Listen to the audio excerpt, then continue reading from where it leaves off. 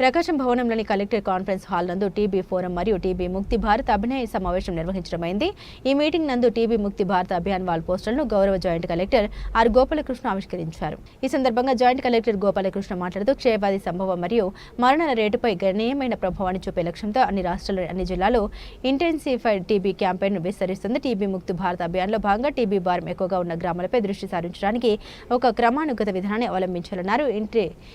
Intensified TB campaign మధుమేహ వ్యాధిగ్రస్తులు, పోషకాహార లోపం ఉన్నవారు, ధూమపానం చేసేవారు, మద్యపానం చేసేవారు, గతంలో టీబీ ఉన్నవారు మరియు వారి దగ్గర పరిచయస్తులపై టీబీ స్క్రీనింగ్ దృష్టి పెట్టాలి. గత సంవత్సరం అనగా 2023లో ప్రకాశం జిల్లాలో టీబీ రహిత పంచాయతీగా గుర్తించిన 7 పంచాయతీలకు కాంస్య విగ్రహం మరియు 2024 సంవత్సరంలో సిల్వర్ విగ్రహాలు 7 పంచాయతీలకు సంయుక్త కలెక్టర్ చేతుల మీదుగా ఇవ్వడం జరిగింది. మిగిలిన 65 పంచాయతీలకు కాంస్య బహుమతులు ప్రదానం చేయడం జరిగింది. ఈ సందర్భంగా జిల్లా వైద్య ఆరోగ్య శాఖ అధికారి డాక్టర్ టి వెంకటేశ్వర్లు మాట్లాడుతూ టీబీ వ్యాధిపై అనుమానం ఉన్న ప్రజలందరూ టీబీ స్క్రీనింగ్ పరీక్షలు చేయించుకోవాలని, తద్వారా టీబీ రహిత సమాజాన్ని నిర్మించాలని తెలిపారు.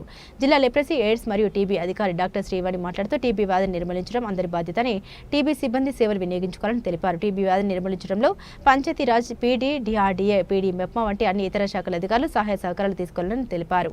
ఈ కార్యక్రమంలో జీజీహెచ్ ఉపరితిత్తుల విభాగం అధిపతి డాక్టర్ రంజిత్ బాషా, ఆస్టర్ రమేష్, ఆసుపత్రి ఉపరితిత్తుల విభాగం అధిపతి డాక్టర్ జహంగీర్ సుల్తాన్ మరియు గ్రామ సర్పంచులు, జిల్లా లెప్రసీ, ఎయిడ్స్ మరియు టీబీ కార్యాలయ సిబ్బంది పాల్గొన్నారు. ప్రకాశం జిల్లా ప్రకాశం కలెక్టరేట్ కాన్ఫరెన్స్ హాల్లో క్షయవ్యాధి నిర్మూలన కోసం టీబీ ముక్త భారత్ అభియాన్ కార్యక్రమాన్ని నిర్వహించడం జరిగింది.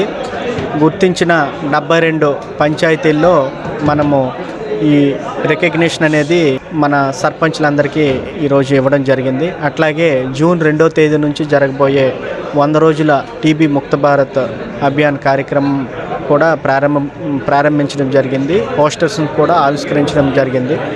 సో ప్రజలందరికీ విజ్ఞప్తి ఏంటంటే వ్యాధి లక్షణాలు తెలుసుకొని, క్షయవ్యాధి లక్షణాలు తెలుసుకొని సో పరీక్షలు చేయించుకొని ఒకవేళ లక్షణాలు ఉంటే, సో ఒకవేళ వ్యాధి నిర్ధారణ అయితే మనము ట్రీట్మెంట్ తీసుకుంటే ఇది ఇమ్మీడియట్గా కంప్లీట్ అవుతుంది. ఎవరెవరైతే ఈ సర్పంచ్లు ఈరోజు గుర్తింపు పొందబడ్డారో వాళ్ళందరికీ నా తాలూకా శుభాకాంక్షలు. మరింత బాగా పనిచేయాలని వాళ్ళందరికీ నా రిక్వెస్ట్ అండి.